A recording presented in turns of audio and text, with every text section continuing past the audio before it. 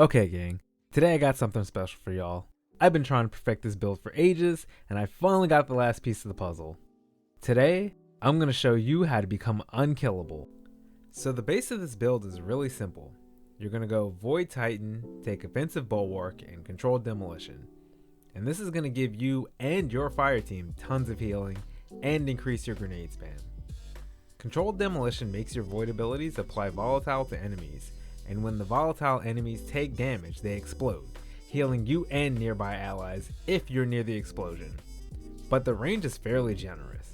Controlled Demolition grants you increased grenade charge speed and melee range and damage while you're in Ward of Dawn or while you have an overshield. Now that we got the aspects out of the way, let's move on to the fragments. You're going to want to run Echo of Instability, which gives our void weapons volatile rounds upon grenade kill, and Echo of Undermining, which allows us to weaken targets with our grenades. The last two aspects are flexible, but I'm running Echo of Domineering for the plus 10 discipline to counter the minus 20 from Echo of Undermining, and Echo of Starvation for even more healing and grenade. Next, you're going to need everyone's favorite Titan exotic chest armor, Heart of Inmost Light, which makes using an ability empower the other two abilities, granting increased recharge and bonus damage for grenades and melee, and more HP for barricades. All three abilities are capped at 2 stacks of this buff. Okay, now you're going to want to set up your armor's elements like this. You want a Void Helmet, Stasis Gauntlets, a Void Chestplate, Void Boots, and an Art class item. In your armor, you're going to run Reaping Wellmaker and 2 Well of Tenacity mods.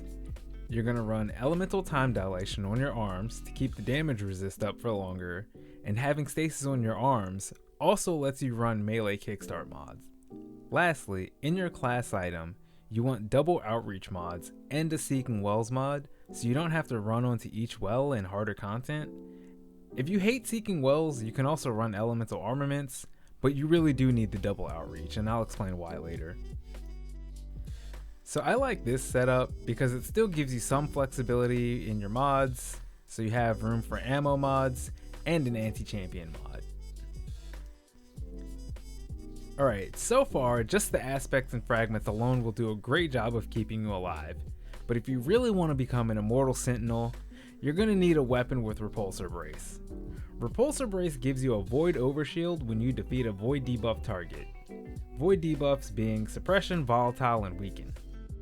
Right now, there are only 4 weapons in the game that can drop with Repulsor Brace. And they are the Doom of Chelchis Scout Rifle from the King's Fall raid, which isn't too hard to get since it drops really early in the raid and it's craftable. The Hero's Burden Iron Banner SMG, which is a bit harder to grind out since Iron Banner is only available twice a season, and I know everyone doesn't fancy PvP.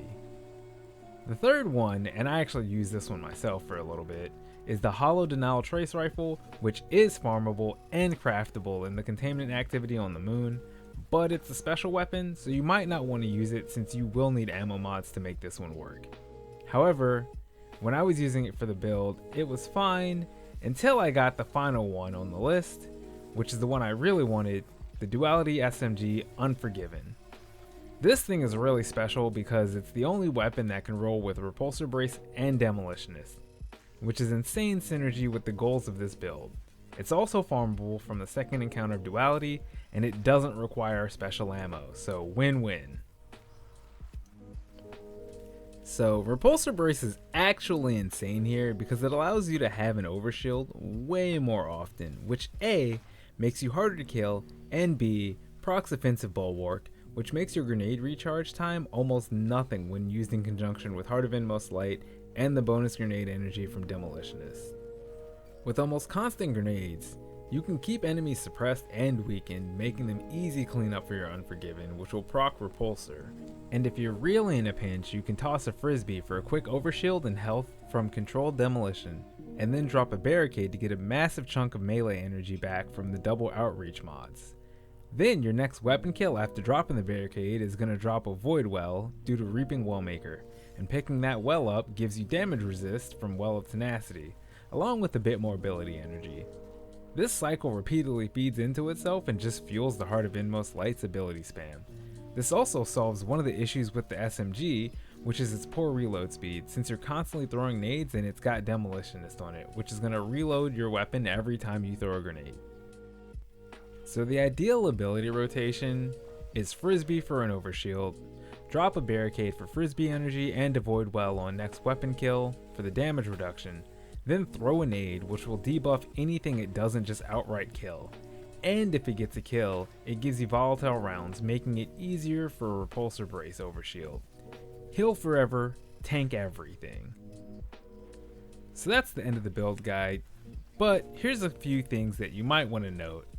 There's a cool trick that you can do with Echo of Domineering. So you can use Echo of Domineering kind of like a mag extension, because you can start shooting before your nade actually suppresses a target, and it refills your weapon when you suppress an enemy. I recommend running Ward of Dawn as an oh crap button, since it's not a long cooldown, and it adds another level of safety.